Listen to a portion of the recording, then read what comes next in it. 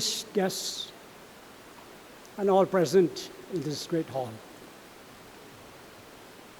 I wish I had more time to mesmerize you with a PowerPoint presentation.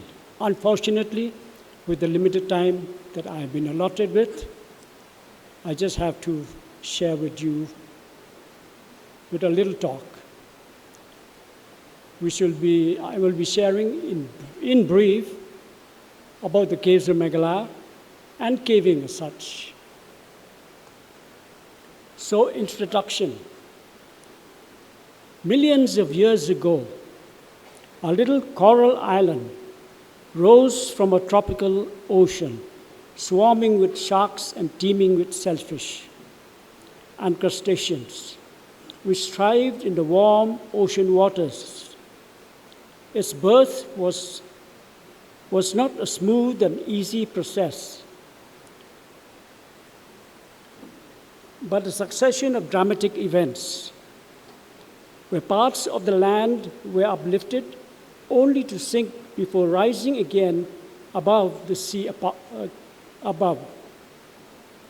Limestone was deposited on whatever part was under water, while rivers from the inland brought sand to the coast, inundating, building up sandstones, and bearing mangrove forests destined to become coal. Over time, up to 5 limestone beds accumulated, alternating with sandstones in places where these limestones and sandstones beds laterally pass into each other because of the Earth's forces at work, lifting and sinking some sections of that coral island, which is today the tiny state of Meghalaya.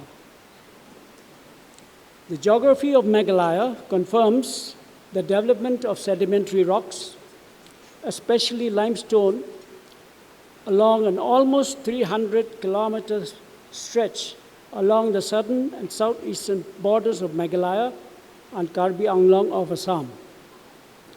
These areas harbor Meghalaya's enigmatic caves.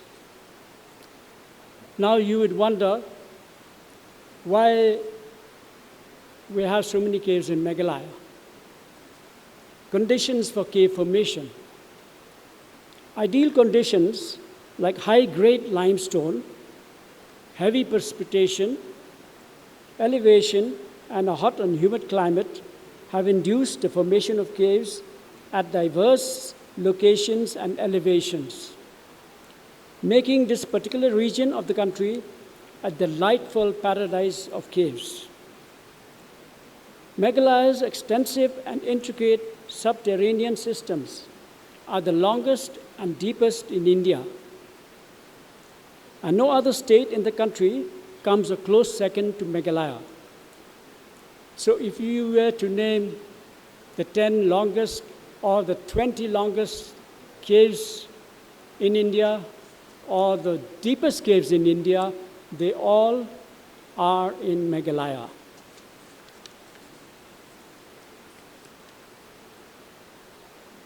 Now, a little bit of speleo history of Meghalaya. Many of the apparent caves would have been entered to some distance, at least by local people to catch fish and bats, or just out of curiosity. Legends abound, and they speak for themselves. One of the caves at Sindai, probably described as Brahmin Cave of Sylhet by Walters in 1820, was used by the Jaintia Rajas to keep their families secure during times of war. Tirat Singh, the great Khasi freedom fighter who fought against the British from 1829 to 1832, used the caves at Nong Klau, Mairang, and Nyangdai as hideouts. Strictly speaking, these caves are not caves, but more or less rock shelters, or rather, as they were created by the overlapping of huge granite boulders. These were also the caves penetrated by Captain Lister in 1829 to flush out the Khasi insurgents. The first reported cave survey was in 1827, when a certain Captain Jones measured a length of 1,607 meters in a Bhuvan cave that has not yet been identified till date. On 9 December 1828, however, Messrs. Walters, Campbell, and Terranu surveyed another Bhuvan cave, since have been identified as Kremlinput, which today converted into a show cave. On 22nd May 1832, Mr. Cracroft, officiating agent to the Governor General since August 1831, Mr. Fernell, Colonel Watson, and Mr. Rhodes, found on Low Mlauba near Cherrapunji an extraordinary natural well where a stone thrown into fell into water at the end of about 3 seconds from dropping. By then, Mr. Fernell had already discovered a large cavern with gypsum crystals near Sora or Sora Rim. The first to recognize casts, however, was Lieutenant Yule in 1844, when he discovered 4 sinking streams near Chera, of which one, which is now known as Kram Makhardab or Kram Mamlo, vanished into a cleft below a limestone cliff. In 1850, the botanist Joseph Dalton Hooker recorded Numismatic limestone worn into extensive caverns at Theria and considerable caverns penetrating the limestone at Cherrapunji. Thomas Oldham reported sinkholes at Lakadong and noted in 1856 the existence of caves at Mamlo and Mausmai near Cherrapunji. In 1867, Henry Godwin Austin, in charge of the topographical survey, observed potholes and resurgences in the eastern Garo Hills near Nongkolam, Nongomlai, and Rongsiang River Valley, and also discovered the underground drainage of the Chibak River via the Kutabaram sink in the Gabir Ruksi. The significant discovery, however, came about in 1875, when Mr. Sanderson, who was on an elephant catching operation in his function as superintendent of the government Kedas, came upon the entrance of Siju Dabakhol, where he spent the whole day. At the furthest point he reached, he left a message in a bottle found 47 years later at a distance of 1,190 meters from the entrance by Stanley Kemp and B.N. Chopra. The cave was also visited in 1917 by R. Friel, the Deputy Commissioner of Garo Hills, who made his first collection of cave fauna. This paved the way for the most comprehensive scientific project ever undertaken in India, organized by Kemp and Chopra of the Indian Museum, Calcutta, in 1922. During the 3-week exploration of the cave, about 1,200 meters of the passage was mapped, rock samples were collected, fish were caught, and bugs were collected. Today, Siju Dabakhol remains the most researched cave in India. From 1922 onwards, most of the early explorations were informal.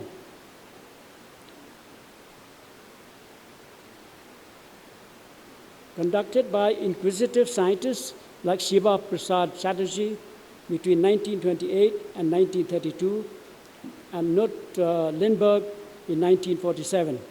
Resident British Army officers, Alsop and Roberts, and other casual visitors like R.N. Day, 1932, and S.D. Gaboa, 1980. Until about this time, little was known about the caves of Meghalaya, although it was recognized that the karst areas of the region had great potential.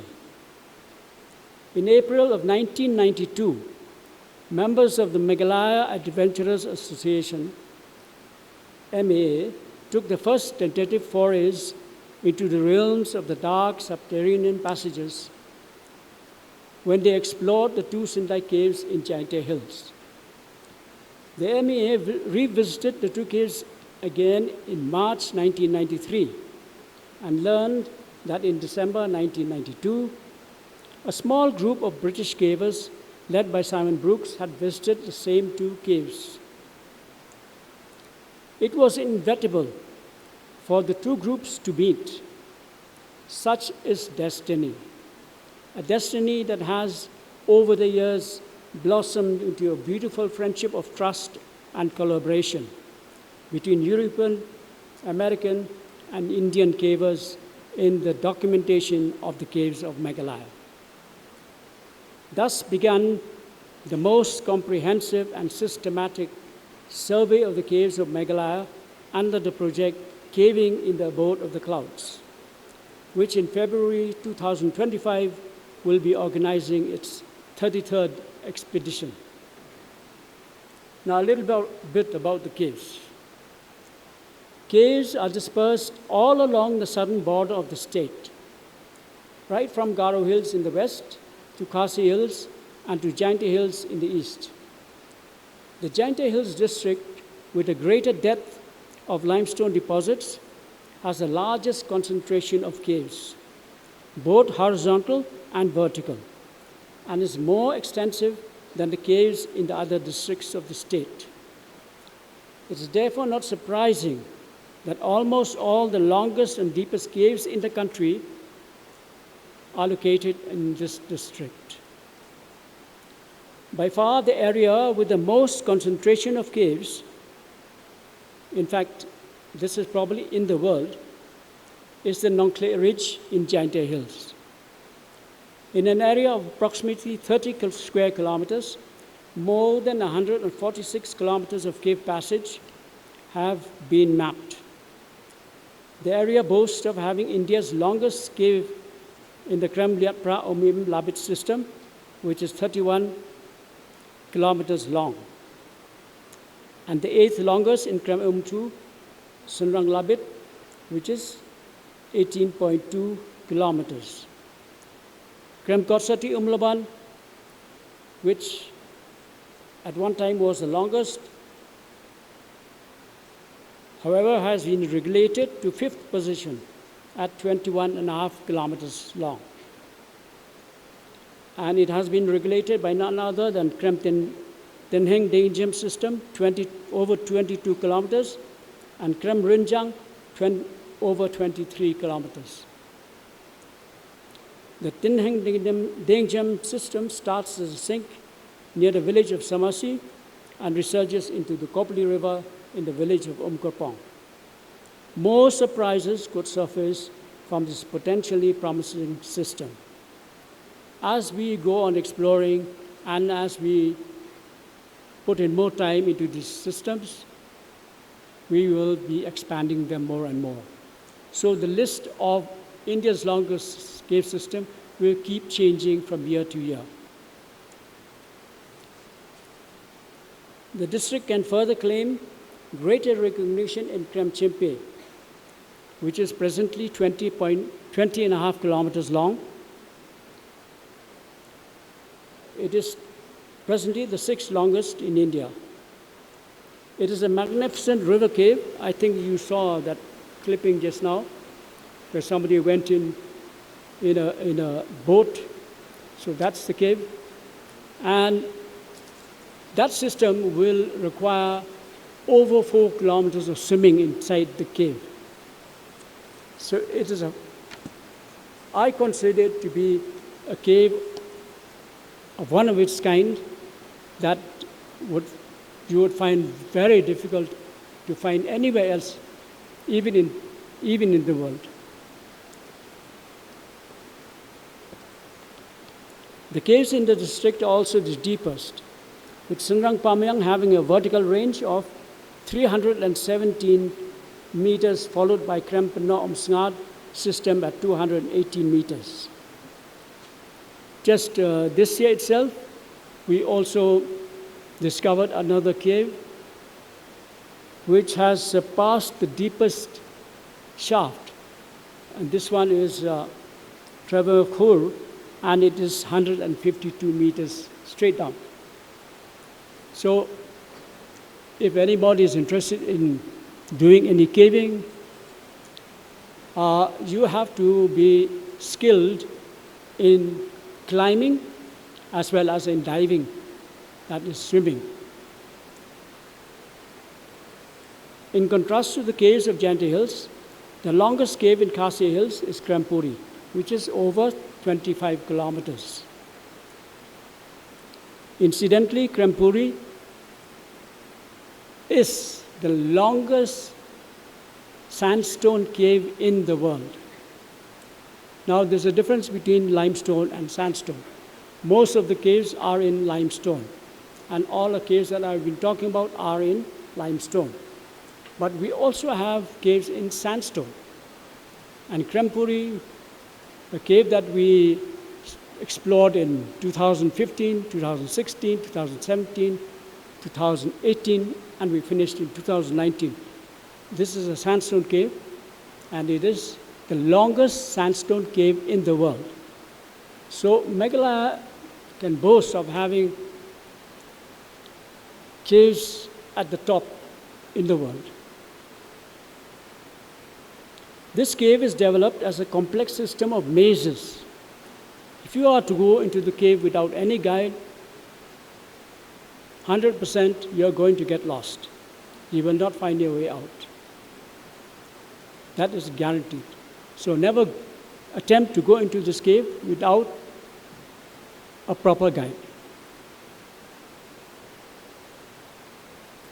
The other notable caves in Khasi Hills are Kram Makhordap or Kram Mamulo. Kram Mamulo is famous again because of the Meghalaya age you have heard about. So we had extracted a stalagmite out of the cave, which was research for the climatology to find out the climate of the past.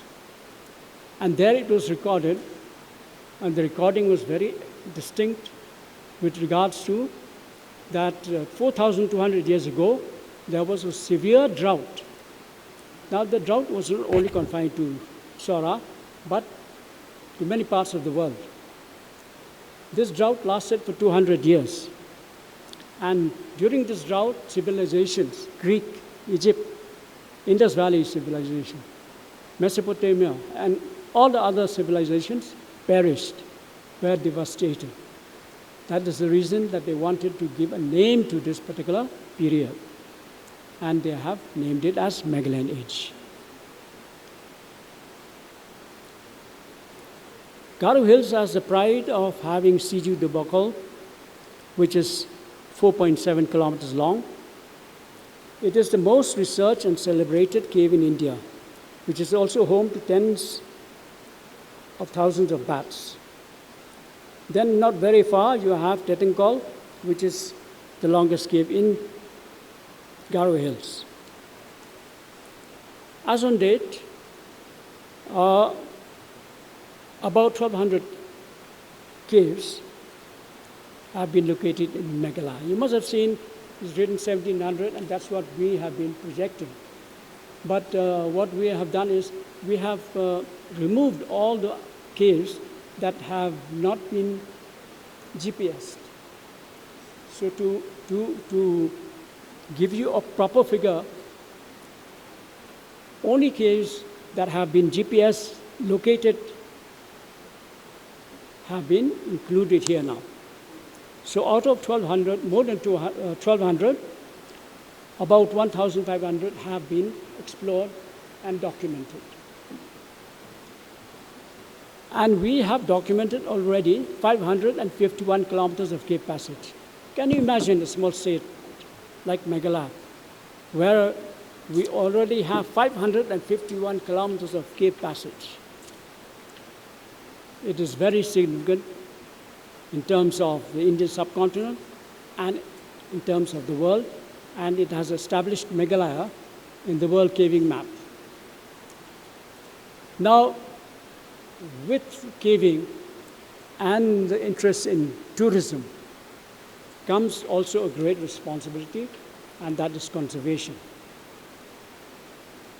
The caves of Meghalaya, as all caves in the world, constitute a valuable scientific resource and are regarded as national museums in which evidence of past climate, past geomorphic processes, past vegetation, past animals, and past people will be found by those who are persistent and know how to read the pages of Earth history.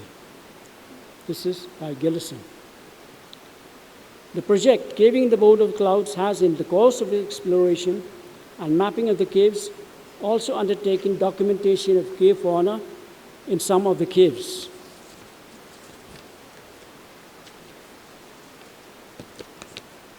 The majority of caves' biological records were made as incidental observations.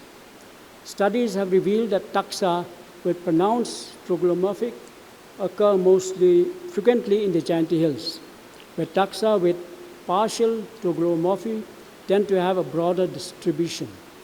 Thus, the caves of Jaintia Hills have so far yielded new species of troglomatic taxa. These are animals that live in a cave. They are very endemic, they are very rare. So Cistura papulifera, Cistura narcatensis, Cistura sijuensis, they all loach, heteropoda fissuri. So these are all cave animals that you will not find anywhere else in the world, except in a few caves in Meghalaya. And they are very important for documentation because they give you an insight into evolution of life. Furthermore, a new species of bat, until then unknown to the scientific world, was discovered in 2011 and documented as Murina giantana. Besides the discovery in 2014 of 2 healthy colonies of Optomops rotoni, a critically endangered bat in India. Meghalaya has a high diversity of bat species, recording 67 species out of the 132 found in India. So just over half of what is found in India are all found in Meghalaya. Several more species will likely be discovered when the new localized studies conducted so far are expanded. In 2019, a new cavefish, Neolis socialis pnar, was discovered in Krem Umladao. This fish, as you well know, has been considered to be the largest cavefish in the world. Again, we have a lot of the biggest, the largest in the world. So this fish is now the largest in the world, and no other fish, because cavefish in other parts of the world, they are small in nature.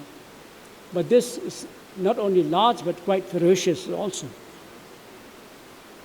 The region of Jaintia Hills, which has the greatest potential for biospeleological interest in Meghalaya, is however threatened by the deforestation and degradation of the environment caused by unscientific and unregulated coal mines and limestone quarries. Deforestation and land degradation inevitably leads to subterranean ecosystems being altered and destroyed. The limestone extraction to feed the many cement factories is a major concern, as it will not only remove and destroy the cave, but be a cause of direct destruction of cavernicole habitat by such intrusion and the pollution of underground watercourses with industrial effluent. Implementing a program of formal biospeleological surveys within the region to document subterranean communities that are likely to become radically altered or eradicated over the next few decades cannot be more emphasized. Understanding the secrets of these mystic caverns would open relevances of chronological, geological, and sociological importance. Most of the caves of Meghalaya, as they are unique in their position, isolated from the caves of Malaysia and Indonesia. Promotion should be directed towards conservation of the caves in their entirety rather than highlighting their existence as a promotional tourist destination. No doubt, a few could be subjected to development to generate revenue for the local community. Still, a proper scientific and atheistic approach should have been introduced to minimize the damage to the cave. Hammering cable wires on speleothems is a sacrilege any sane man would shirk to consider. But such are man's ways. It's indeed disheartening to realize that the government or the powers of authority are downright indifferent and way out of tune with the concept and awareness of these mysterious labyrinths. Of course, I would like to clarify here that the government today has recognized the importance of these cave systems and have come forward to support us and to train the local people in the concept of preserving these